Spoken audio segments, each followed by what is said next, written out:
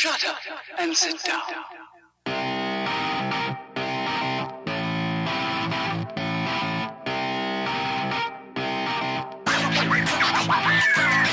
Hey, and welcome to another episode of FanKingHaters, your weekly fantasy show where we dish out hate on those players that mess up your FanDuel or your DraftKings lineup and keep you out of the green. I'm Marcus the Greek. To my right is Messiah the One. To my left is Melodic. So without further ado, let's get to some Skip Baylesson. Some hating. Melodic, who you hating this week? nobody. You was in the green. I can't hate. I was in the green. And nobody on my team went under 5 points. So that's a positive all around for me. So that's all I'm going to say. All right. So, my hates, I'm finally coming to my senses. No more black Europeans for me. Last week it was the black Greek, Latavius Murray, who let me down. This week it's the black Frenchman, Pierre Gorson. with his 6.6 points. Like, all I asked for was a simple boost in receptions from 6 to 10. He managed to get half his average with 3 for 51.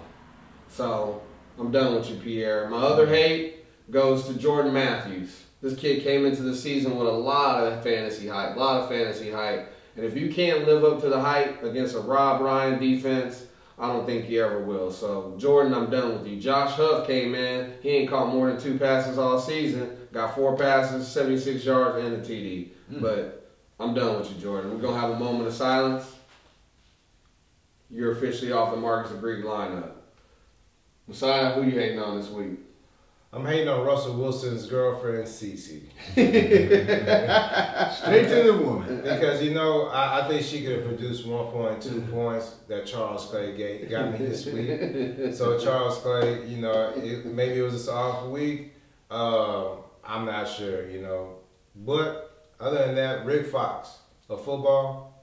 If y'all don't understand what my man is saying, get a picture of Rick Fox and get a picture of Vince Jackson, and you'll get that. Just Vince Jackson, Rick Fox. And Rick Fox is a basketball player. I'm sorry to try to, cross over with sports, but he looks like Rick Fox about football to me. And he averaged probably about the same amount of assists or less, because he got 3.9 points in football. So it didn't work out as well. And, my only bright spot out of my whole lineup was Elderman, as usual. So that's my hate. So, I can't just let you slip them two in there real quick like that, So that should put you and him tied for the top 5 under 5, right? I'm just saying, right? That's right.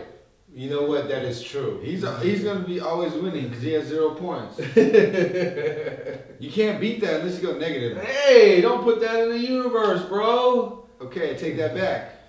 All right. Well, at least I'm honest with mine. At least I'm honest. I think Marcus here just chooses not to even. I have not had one under 5 yet. If you go back and look at my lineups, you do your research, watch our last episodes, please get our views up. You will see I have not been under 5, but that's neither here nor there. But he hasn't been over 100 either, though. Hey!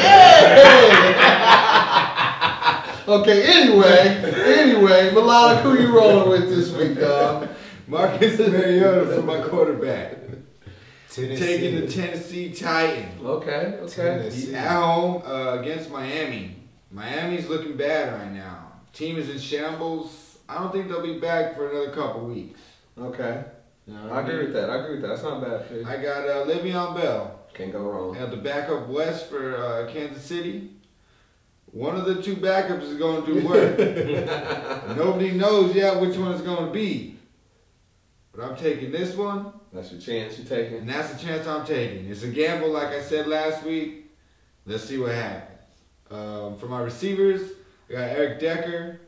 I got Hearns for the Jaguars. And I got Hopkins for Houston Texans. Okay. Hopkins, high targets, really the only receiver they got that's worth anything. Their team is not looking too good right now, so he's going to be points for us. I got Barnage at tight end, the Browns. Good pick. He had a great game last week. Let's just see if he carries over to this week. Nick Folk, kicker for the Jets. You know, he's old school, so I'm gonna stick with him. And the Jets defense, I'm taking it. Coming off the bye week, that's a good pick. They are. I'm taking them. For me, let's get ready for some Mortal Kombat. I'm just messing around. Shout out to my boy Aaron. I'm taking that from him. But I'm going with Blake Bortles as my quarterback.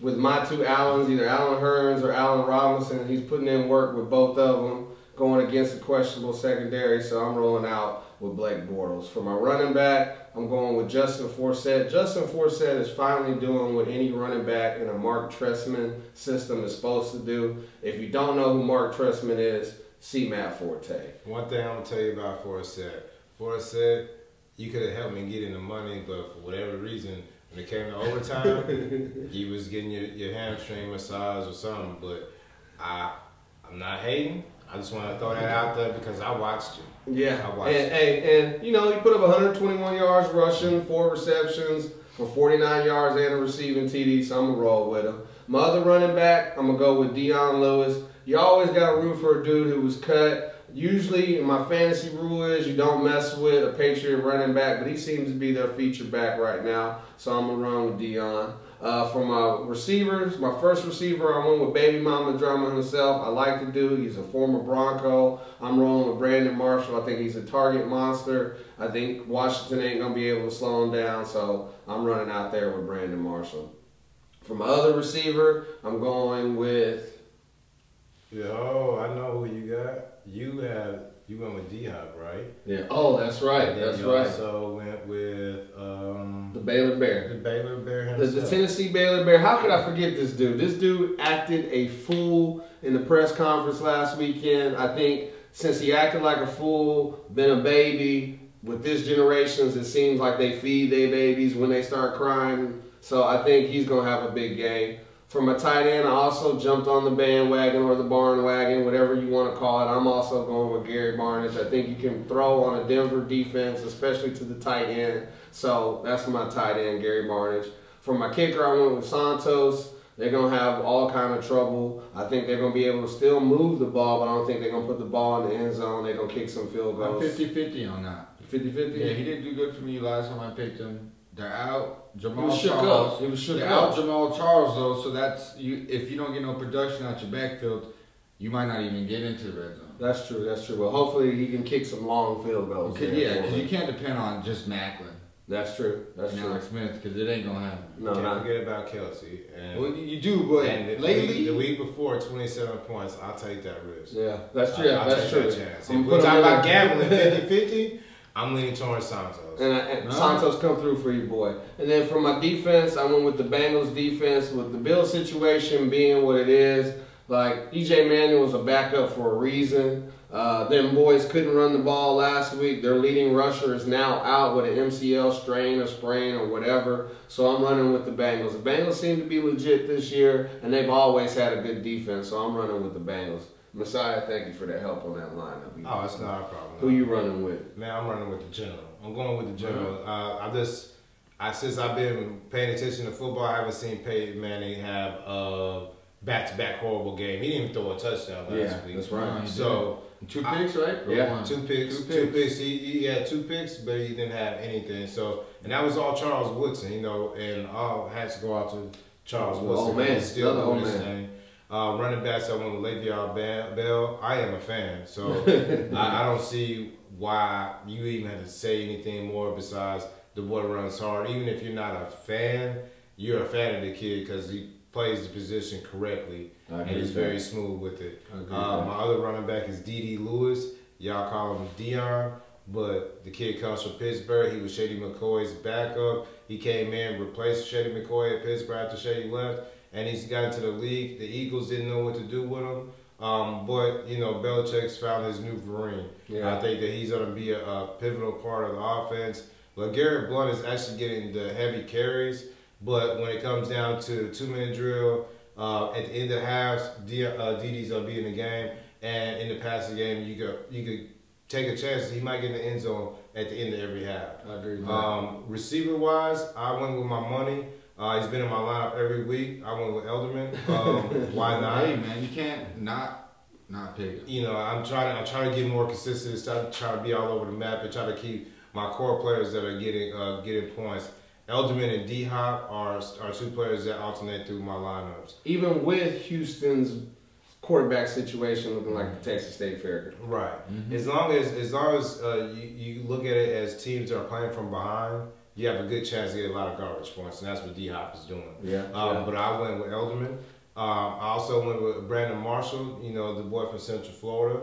I'm going to take it back to those days because I think that's how he's on the field. Coming off a bye week, he's a vet, so I think he's going to have a great game. Decker's still going to get his. I think Fitzgerald, just looking at Fitzpatrick for the last couple of years, it seemed like it's getting close to that cutoff where he's going to start looking horrible. So he usually does good in the first half, and I think this might be the cutoff. And kicker, I went with Tucker. And tight end, I went with Barnage, just like everybody else. I just know TJ Ward, he looks mean, he wears 43. He can hit, but he can't cover, and he never has been able to cover. Even if you go back to when he was at University of Oregon, he couldn't cover. But he could always bring the funk. So that's my lineup. Oh, and I went with the Jets defense. I'm sorry. I did go with the Jets defense coming off a bye week. I like defenses coming off of bye weeks. And Revis Island is real. Yeah. That D line is real.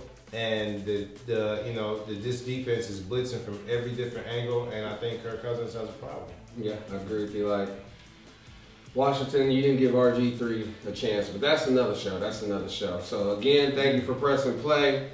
See you next week, 10 a.m. Central. Half a day going on. And guys, he said he was in the green again. That means it's time for me to get in the green. I'm going for jugglers. Stephen Diggs. I'm digging deep, y'all. I'm trying to bring these people to y'all. You ain't seen no sports show talking about no Stephen Diggs, but you've seen it here first. Till next time, y'all.